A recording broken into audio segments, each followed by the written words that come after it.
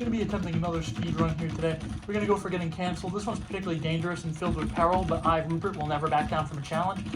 So first thing, we're going to go for the K-pop route. It's in the meta right now. These fans are quite chaotic and will cancel me, so we're going to insult them. K-pop, more like K-poop. Haha, it sucks. That was a tremendous tweet I had there. Now we got to go navigate to a big name page. BTS is all the rage. They're selling that big Happy Meal.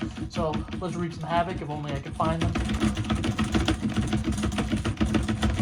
That was a marvelous click. That was a marvelous click.